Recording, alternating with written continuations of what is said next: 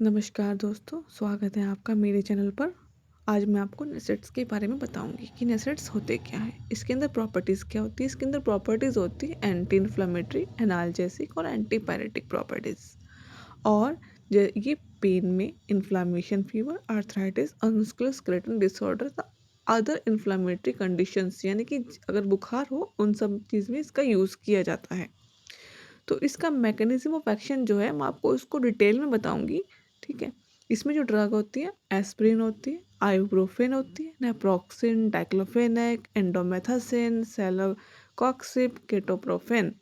तो ये सब ड्रग्स है। एस्प्रिन को एसिटल सैलिसिलिक एसिड के नाम से भी जाना जाते हैं और बाकी इन सब के जो ब्रांड नेम है वो अलग अलग नामों से आपको मार्केट में आसानी से मिल जाएंगे। तो चलिए आगे बात करते हैं हम। अब तक हमने ड्रग्स की बात की थी, अब हम बात करते हैं इसके यूजेस के बारे में कि किस काम आते हैं। अगर ये पेन रिलीफ में काम आते हैं, ऑस्टियो आर्थराइटिस रूमेटॉइड्स में काम आते हैं, मस्कुलोस्केलेटल पेन में काम आते हैं, फीवर रिडक्शन, हेडेक, डायमोनिया, टूथ एक और पोस्टोपरेटिव पेन। तो इन सब के बारे में मैं आपको अपने दूसरे तो इन सब के बारे में आपको दूसरी वीडियो में बताऊंगी। कौन सी बीमारी क्या होती है उसके लिए अलग से वीडियो बनाऊंगी। दूसरी वीडियो में मैं आपको डोजेस के सब बारे में बात बताऊंगी कर कि लेते कौन हैं सी कि मेडिसिन, एस्पिरिन कौन की कैसी होती डोजेस है। कितनी होती है। अगर एनाल्जेसिक अगर ले रहे हैं, ऑरली ले रहे हैं, तो 325 650 mg 4 से 6 घंटे में आप ले सकते हो और मैक्सिमम डोज इसकी 4 ग्राम है। और एंटी इन्फ्लामेटरी रूमेटॉइड आर्थराइटिस में ले रहे हैं तो डिवाइडेड डोज कर दी जाती है 2.4 टू 3.6 ग्राम पर डे के हिसाब से। उसका पूरा ख्याल रखना है। ठीक है। ज़्यादा डोज नहीं लेनी है और बाकी डॉक्टर के प्रिस्क्रिप्शन के अकॉर्डिंग ही दवा लेनी है। आइबुप्रोफेन के बारे में, तो एनाल्जेसिक ड्रग है मान लिया, और माइल्ड टू मॉडरेट पेन में काम करती है। अगर हल्का दर्द है और ज़्यादा दर्द है तब भी हम इसको ले सकते हैं। 200 से 400 mg ओरली ले सकते हैं। 4 से 6 घंटे का अंतर होना चाहिए। और मैक्सिमम डेली डोज होती है 1 से मतलब यानी कि 1.2 ग्राम पर डे। और ओवर द काउंटर यूज़ कर सकते हैं 3.2 ग्राम पर डे। और यूज़ अंडर सुपरविजन के अकॉर्डिंग आप ले सकते हैं। और नेप्रोक्सिन की बात करते हैं तो ये भी एक एनाल्जेसिक ड्रग है और एंटी इन्फ्लामेटरी ड्रग है। और इसकी डोज एनाल्जेसिक की ड्रग अगर ले रहे हैं तो 500 mg, then 250 mg every 6 to 8 hours के अंतराल पे आप ले सकते हैं। और मैक्सिमम डोज इसकी 1.25 ग्राम पर डे है। ठीक है। और एंटी इन्फ्लामेटरी 500 से 1000 mg पर डे। और इसको डिवाइड कर देंगे फॉर आर्थराइटिस और रोमेटॉइड्स आर्थराइटिस में। तो मैक्सिमम डेली डोज है इसकी 1.5 ग्राम। तो डाइक्लोफेनेक के बारे में बात करते हैं तो भी एक एनाल्जेसिक और एंटी इन्फ्लेमेटरी है। तो इसकी मैक्सिमम डोज है 150 mg पर डे और एंटी इन्फ्लेमेटरी के हिसाब से 75 mg extended release tablet once और ट्वाइस डेली। तो ये कॉम्बिनेशन में आता है। ठीक है। इसे 50 एंटी इन्फ्लेमेटरी होती है 50 mg और 2 to 3 टाइम्स ए डे आप ले सकते हैं। अब बात करते हैं इंडोमेथासिन। इंडोमेथासिन भी एक एनाल्जेसिक ड्रग है और इसकी मैक्सिमम डोज है 200 mg पर डे। और सेलिकॉक्सिब में है और ये सेलिकॉक्सिब काम आती है ऑस्टियो आर्थराइटिस में और रूमेटॉइड्स आर्थराइटिस में। तो इसकी डोज आप देख सकते हैं, उसके हिसाब से आप ले सकते हैं अकॉर्डिंग टू डॉक्टर प्रिस्क्रिप्शन।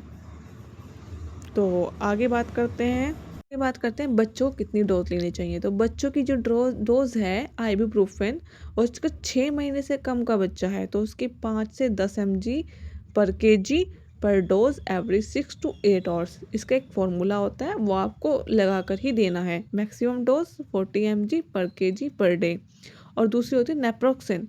ये 2 साल से अगर बच्चा कम है तो 5 से 7 mg पर किलो और एवरी 12 आवर्स के हिसाब से आपको देना है। और ये तो सुपरविजन के हिसाब से देना डॉक्टर के।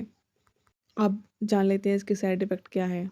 साइड इफ़ेक्ट इसके हैं जैसे गैस्ट्रोइंटेस्टाइनल इशू, अल्सर्स होते हैं, गैस्ट्राइटिस होते हैं, ब्लीडिंग होती है, रीनल इम्पेयरमेंट होता है, हाइपर सेंसिटिविटी रिएक्शंस होते हैं, हेपेटोटॉक्सिटी होती है।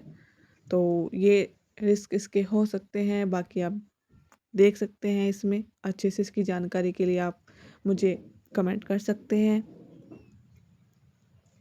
तो ड्रग इंटरेक्शन के बारे में बात कर लेते हैं। तो अगर इसको एंटी कोगुलेंट ड्रग यानी कि वारफेरिन के साथ लिया जाए तो ये ब्लीडिंग का रिस्क के को बढ़ा देती है। और हाइपरटेंसिव ड्रग्स लिए जाए तो नेसेट्स कैन रिड्यूस द इफेक्टिवनेस और AC inhibitor diuretic and beta blocker, तो ये हाइपरटेंशन बढ़ा देती है। तो लिथियम नेसेट्स में इंक्रीज लिथियम लेवल, अगर लिथियम के साथ लेंगे तो लिथियम लेवल भी बढ़ा देगी। तो हमें इन सब चीज़ों का ध्यान रखना चाहिए। कॉन्ट्रा इंडिकेशंस क्या है? पेप्टिक अल्सर डिजीज और active gastric intestine bleeding, severe renal और hepatic impairment, hyper sensitivity of NSAIDs, asthma, risk of NSAIDs, exacerbated respiratory disease. तो इन सब चीज़ों का आपको बहुत ध्यान रखना है। डॉक्टर से पूछ के दवाई लेनी है। अगर सूट नहीं करती है तो दिखाना है। वार्निंग क्या है? तो क्वेश्चंस ध्यान रखना है कि ज़्यादा इसको नहीं लेना है। इसको ज़्यादा लंबे टाइम तक लेने से नुकसान भी हो सकता है। तो आपको इन सब चीज़ों का बहुत अच्छे से ध्यान रखना है। बिना डॉक्टर के प्रिस्क्रिप्शन के अकॉर्डिंग, बिना डॉक्टर के ट्रीटमेंट के अकॉर्डिंग आपको दवाई नहीं लेनी है।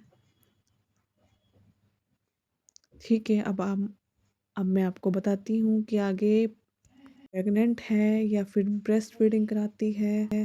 प्रेग्नेंट लेडी को दवाई डॉक्टर से पूछकर ही लेनी चाहिए। अगर लेडी ब्रेस्ट फीडिंग कराती है, अगर वो थोड़ी लो डोज ले लेती है तो उसके लिए ठीक है, लेकिन फिर भी कंसल्टेशन के बिना ये दवाई लेना सही नहीं है।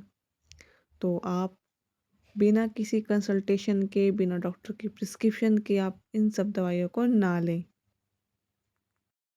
अब आप एक चार्ट देख सकते हैं कि ये काम कैसे करती हैं। इस चार्ट के बारे में मैं दूसरी वीडियो बनाऊंगी। आप उसमें इसकी एक्सप्लेनेशन को देख सकते हैं और मुझे बता सकते हैं कि आपको किस टॉपिक पर वीडियो चाहिए, तो मैं उस टॉपिक पर आपको वीडियो बनाकर दूंगी। उस चीज़ को समझाने की पूरी कोशिश करूंगी, क्योंकि कुछ चीज़ों की नॉलेज लेना बहुत ज़रूरी है।